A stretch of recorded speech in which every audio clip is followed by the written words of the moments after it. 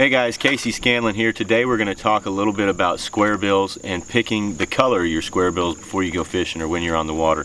The first one we have here is a chartreuse colored bait. Chartreuse and black is a real standard color for me. I don't get real complicated, with different variations as long as it's got a dark back and chartreuse sides on it. This is a bait that I'm going to pick up in dirtier water, stained water, low light conditions around bluegill.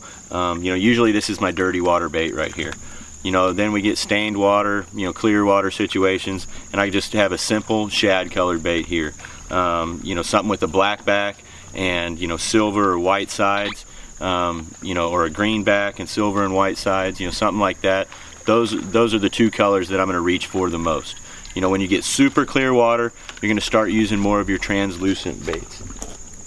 Right here, as you can see, this bait is real translucent, real natural. When you get watercolor where I can see down 5, 6, 7, 8 foot, I'm going to pick a really natural colored bait, something that you can see through a little bit, something really natural, something that just doesn't look real bright and overwhelming in the water.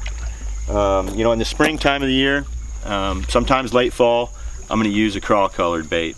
A lot of times when you go down south or get around grass, these red baits are really productive.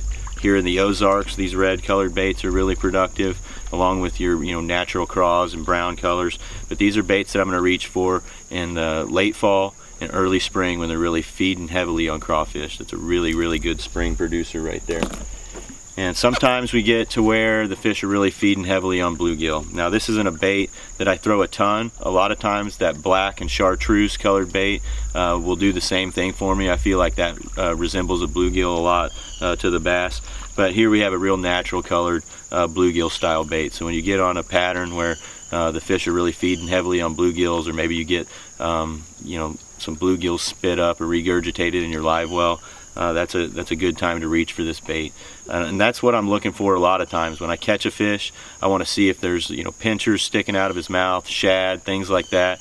That'll let you know what those fish are eating, and a lot of times resembling what those fish are eating is going to help you catch a lot of fish. So I hope this color selection kind of helped you out. Just remember to keep it simple. Crawfish colors in the springtime and late fall, shad patterns in the clear water, or when the fish are feeding on shad, translucent colors in really clear water, and you get that stained murky water, you want to use a chartreuse bait, something brighter that they can see.